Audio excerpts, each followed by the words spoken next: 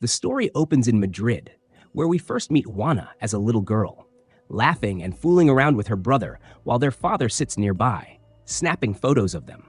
The moment doesn't last long, though, because their mother shows up and rushes everyone off to Mass. Things take a dark turn during the service when workers digging inside the church unearth an old box.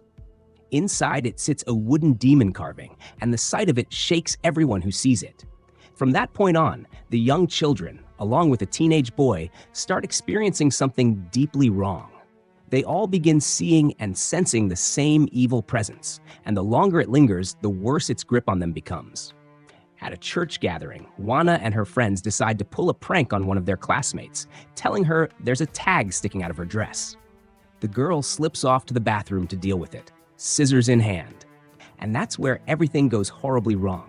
She starts behaving strangely, and in a terrifying moment, she brings the scissors to her own tongue and cuts it. Juana and her brother witness all of it. When the girl returns to the hall, her appearance and behavior send everyone into a panic. Then she hurls herself out of the window, dragging a man down with her as she falls. The image burns itself permanently into Juana's memory. Years pass. Police officers show up at that same church and seek out Father Ciro, who refuses to talk and tells them to come back the following day. The officers aren't willing to wait. They have a warrant to access the sacred chamber, and that leaves Ciro with no real choice. He leads them down reluctantly, clutching a knife as they descend. Ciro moves through the space barely holding himself together, while a female officer hunts for the main electrical panel. As she fiddles with the wiring, something ice-cold brushes her, a ghostly hand. She turns off the lights and calls her team in to get to work. While she's talking to the visibly terrified Ciro, a blood-curdling scream tears through the silence behind them. They spin around and come face to face with a demonic creature that tears through the officers with savage brutality. The woman tries to run, but the doors won't budge. The entity closes in and kills her. In the same moment, Ciro takes his own life. Meanwhile, Father Angel turns up at a convent asking for help. The Mother Superior tells him she's occupied and can't see him right now. Angel pushes. He insists the matter can't wait. So the nun tells him to spend the night and speak with Juana in the morning. That evening, a young nun named Sister Mara escorts him to his room and casually mentions that there's someone else in the monastery, so he shouldn't be alarmed by anything he hears. Angel finds that odd and tries to ask more, but a scream cuts their conversation short. Mara tells him it's just Miguel and then disappears. Left alone, Angel feels an unsettling sense of being watched. He turns on the light, scans every corner of the room, and eventually forces himself back to sleep. Morning comes, and Angel finds Juana at work restoring statues. He introduces himself, mentions he's come from Madrid, and says he has an offer for her. Juana isn't warm about it. She tells him flatly that she knows who he is and that he'll have to wait. But the moment he brings up Rocco, something shifts in her expression.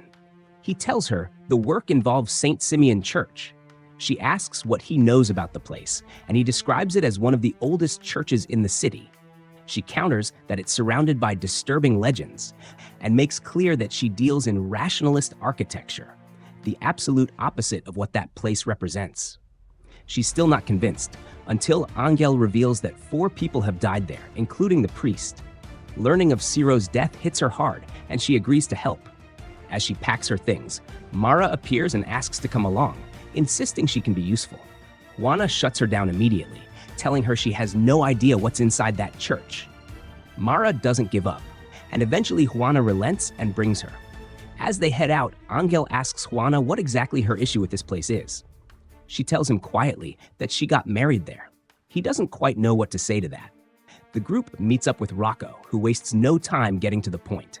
He explains that a week earlier, the crypt of St. Simeon was opened for an electricity company's work, and now he needs to make sure no unauthorized person gets inside. Juana asks why he specifically came to her. Rocco says she's the only one who truly understands what lives inside that church, making her the right person for the job. He needs her to locate the seal of St. Simeon, something Ciro was convinced existed.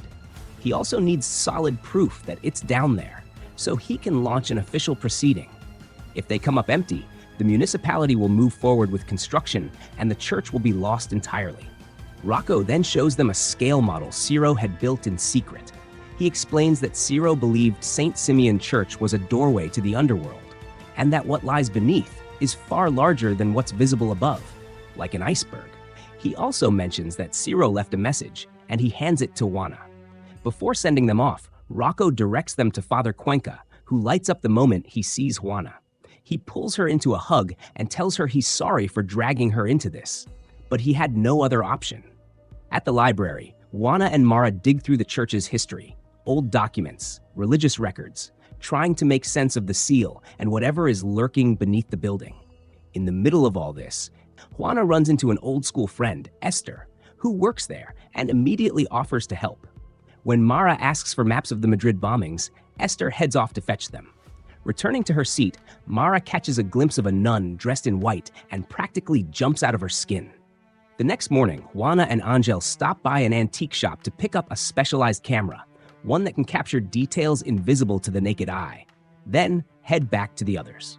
Mara has been making headway in the archives. The area surrounding the church is riddled with graves, some going back centuries and tied to dark stories about children buried there.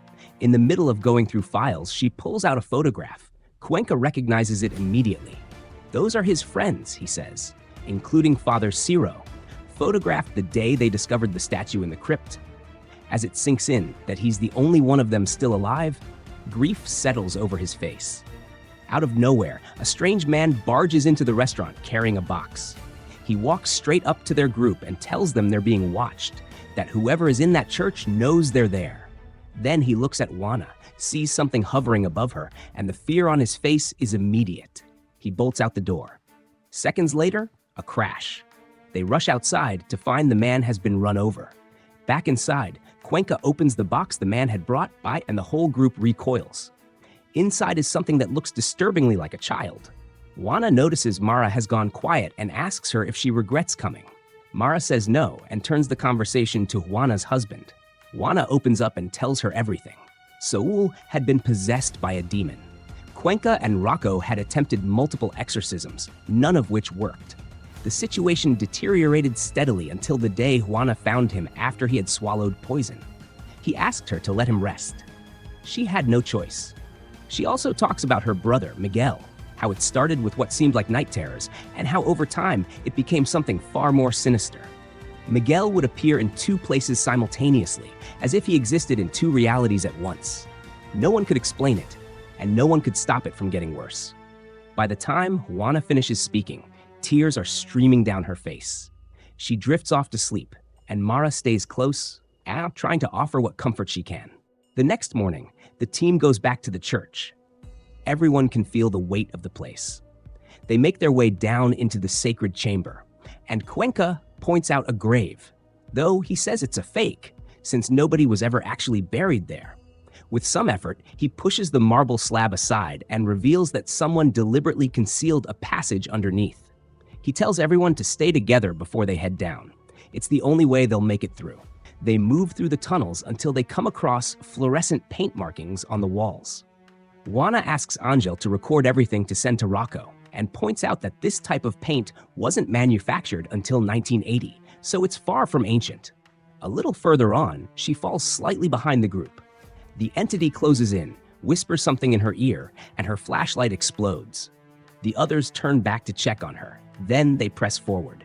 Deeper in, they stumble upon burial sites, which shocks Angel. They're 200 meters underground. He starts recording while Juana asks Mara to collect whatever can serve as evidence.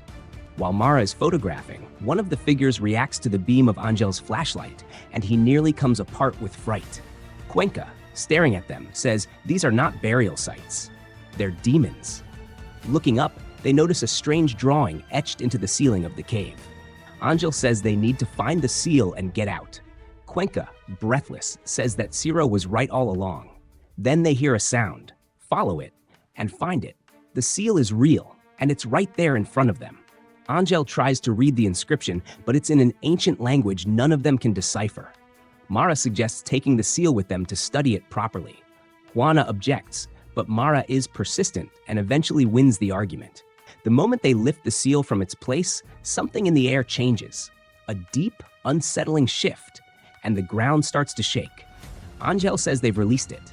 Everyone runs. Back above ground, they meet Rocco, who is pleased about what they found and admits that Ciro was right. Juana confirms the seal is real and demands the church be closed. Cuenca agrees. But then Rocco drops the real news. Cuenca's role is finished and he's being transferred away from St. Simeon.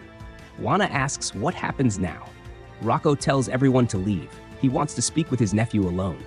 Cuenca walks away quietly, head bowed, praying for mercy on Rocco's soul. Alone with Angel, Rocco speaks about the state of the world, the confusion, the suffering, the spiritual emptiness. He believes what lies beneath that church could wake people up and bring them back to God. Angel tells him flatly that there's no miracle down there. Rocco says if people need to see to believe, then he'll make them see, even if it costs lives. Angel calls it what it is. It would kill people. Rocco doesn't flinch. People have lost their faith, he says, and something has to bring it back. He asks Angel about his relationship with Juana. Angel says nothing. Rocco then admits he's sick, that he doesn't have much time left, and that the consequences no longer concern him. Angel reminds him that he was once someone people looked up to, and that he's about to cause a catastrophe while believing he's doing God's work. On the drive back to the convent, Angel tries to talk to Juana. He tells her he's sorry, that he genuinely didn't know it would spiral into this. Juana tells him she had trusted him, and then she walks away. She and Mara return to their lives at the convent, but Juana can't stop thinking about what happened. Back in his office, Rocco is drinking tea when the cup slips from his hand. He leans down to pick it up, and Miguel is there, crouching in front of him. Miguel tells him this is only the beginning. Soon he'll lose his ability to walk, and after that, his ability to speak. Rocco tells himself it's a hallucination, but Miguel tells him to reach out and touch him. Rocco asks how he's there when he sent him to the convent. Miguel says simply that he exists in both places at once. The phone rings. It's the Mother Superior. Rocco tells her Miguel is with him. She tells him Miguel is right in front of her, floating in the air. Rocco says his faith is unshakable. Miguel pushes back. If that were true, he wouldn't have used the dead to deceive the living. Rocco argues that fear is necessary for faith. Miguel tells him his punishment is coming, then points at the flashlight and vanishes. At that same moment, Cuenca arrives at St. Simeon Church with a can of gasoline. He says a prayer, then starts sloshing fuel across everything. But voices begin seeping into his head, and he snaps at them to get out. Back in his office, Rocco is watching the recordings from the crypt when he notices a demon creeping toward the camera in the footage. Before he can process what he's seeing, the demon steps out of the screen and comes for him. Meanwhile, Cuenca stands at the edge of lighting the fire and finds a demon blocking his path, along with Miguel.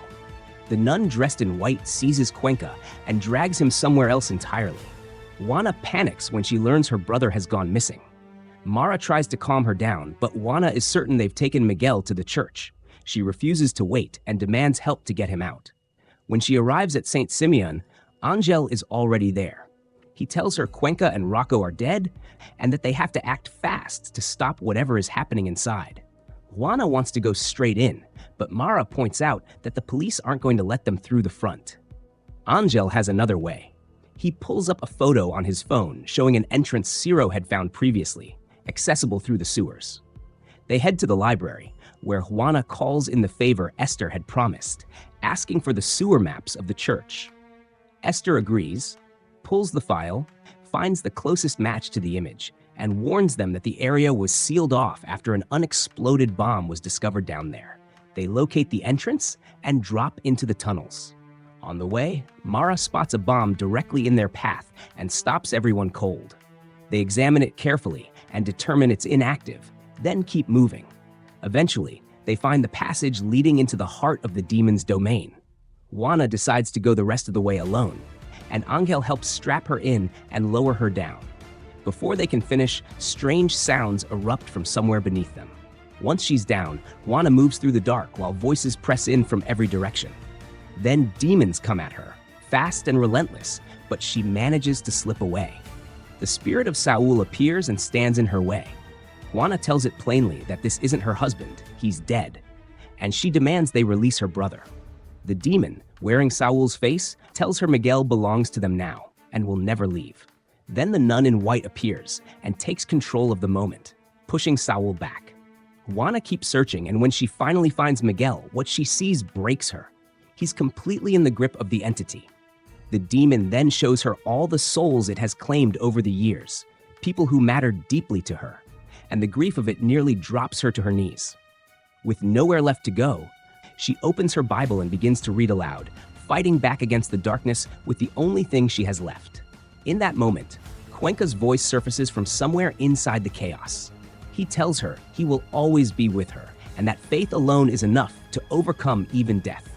Juana, trembling, says she doesn't know if she can keep going. Cuenca asks her to remember a song from her childhood, something tied to her faith, to who she was before all of this. The nun in white surges back and seizes control of Cuenca's body, but Juana starts to sing.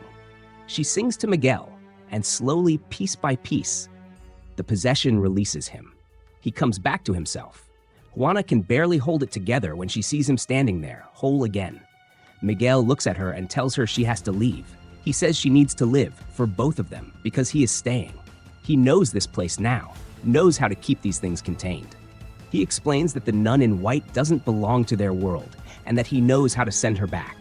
Juana refuses at first, but through tears, she lets herself accept what he's telling her, pulls him close, holds him, and says goodbye. The group gets out, moving fast. Not long after, the entire church comes down.